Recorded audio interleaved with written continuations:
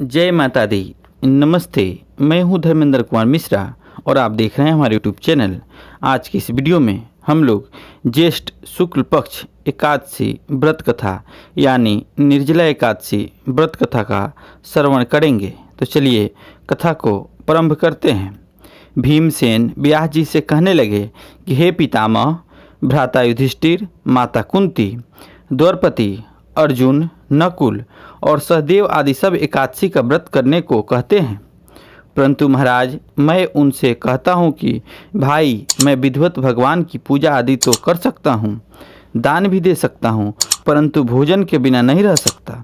इस पर व्यास जी कहने लगे कि हे भीमसेन, यदि तुम नरक को बुरा और स्वर्ग को अच्छा समझते हो तो प्रति मास की दोनों एकादशियों को अन्न मत खाया करो। भीम कहने लगे कि हे पितामह, मैं तो पहले ही कह चुका हूँ कि मैं भूख सहन नहीं कर सकता। यदि वर्ष भर में कोई एक व्रत हो तो वह मैं रख सकता हूँ, क्योंकि मेरे पेट में वृक नाम वाली अग्नि है, सो मैं भोजन के बिना नहीं रह सकता। भोजन करने से वह शांत रहती है, इसलिए पूरा उपवास तो क्या एक समय भी बिना भोजन किए रहना कठिन है।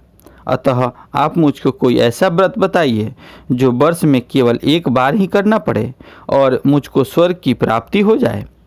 श्री व्यास जी कहने लगे कि हे पुत्र, बड़े बड़े ऋषियों ने अनेक शास्त्र आदि बनाए हैं, जिनसे बिना धन के थोड़े परिश्रम से ही स्वर्ग की प्राप्ति हो सकती है। इस प्रकार शास्त्रों में दोनों पक्षों की एकादशी का व्रत मुक्ति के लिए लिखा है।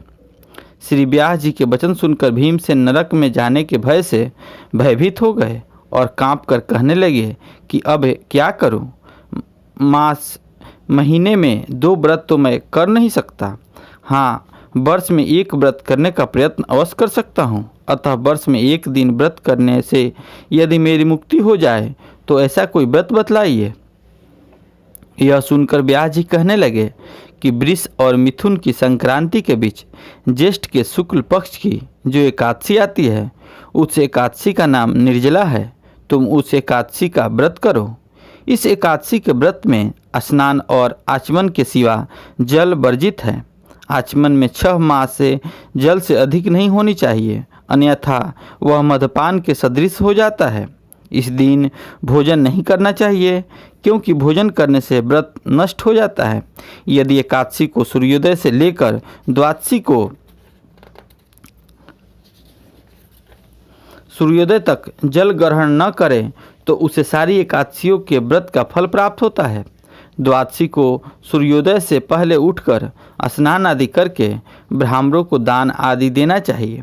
इसके पश्चात भूखे और सतपात्र ब्राह्मण को भोजन कराकर फिर आप भी भोजन कर लेना चाहिए।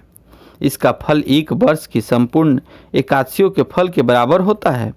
व्यास जी कहने लगे कि हे भीमसेन, यह मुझको स्वयं भगवान ने बतलाया है। यह एकादशी का पुण्य समस्त तीर्थों और दानों से भी अधिक है। केवल एक दिन मनुष्य निर्जला रहने से पापों से मुक्त हो जाता है।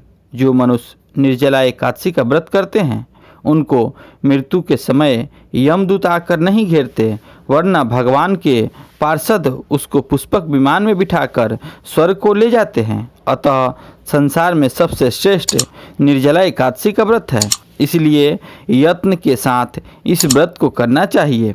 उस दिन ओम नमो भगवते वासुदेवाय इस मंत्र का उच्चारण करना चाहिए और गौ का दान भी करना चाहिए। इस प्रकार व्यास जी की आज्ञानुसार भीमसेन ने इस व्रत को किया, इसलिए इस एकादशी को भीमसेनी या पांडव एकादशी भी कहते हैं। निर्जला व्रत करने से प्रथम भगवान का पूजन करके यह प्रार्थना करें कि हे भगवान, आज मैं श्रद्धापूर्वक निर्जला व्रत रखकर दूसरे दिन भोजन करूंगा, अतः आपकी कृपा से मेरे सब पाप नष्ट हो जाएं। इस दिन जल से भरा हुआ एक घड़ा वस्त्र में से ढककर स्वर्ण सहित दान करना चाहिए। जो मनुष्य इस व्रत को करते हैं, उनको 1 करोड़ पल सोने के दान का फल मिलता है, और जो इस दिन यज्ञादि करते हैं, उनको फल तो वर्णन ही नहीं किया जा सकता। इस एकादशी के व्रत से मनुष्य विष्णु लोक को प्राप्त होता है। जो मनुष्य इस दिन अन्न खाते हैं, वे चंडाल के समान हैं। वे अन्न में नरक में जाते हैं। जिन्होंने निर्जला एकादशी का व्रत किया है वह चाहे ब्रह्महत्यारे हो, मद्यपान करते हो, चोरी करते हो या गुरु के साथ द्वेष करने वाले हो, मगर इस व्रत के करने से सब स्वर्ग में जाते हैं। हे कुंती पुत्र, जो पुरुष या स्त्री श्रद्धापूर्वक इस व्रत को करते हैं उनको निम्नलिखित कर्म करने चाहिए। प्रथम भगवान का पूजन, फिर गौदान, ब्राह्मणों को मिष्ठान व दक्षिणा देनी चाहिए तथा जल से भरे पड़े कलश का दान अवश्य करने चाहिए। निर्जला के दिन अन्न, वस्त्र, पात्र, उपानह यानी जूती आदि का दान भी करना चाहिए। जो मनुष्य भक्तिपूर्वक इस कथा को पढ़ता अथवा सुनता है उसको निश्चय ही स्वर्ग की प्राप्ति होती है।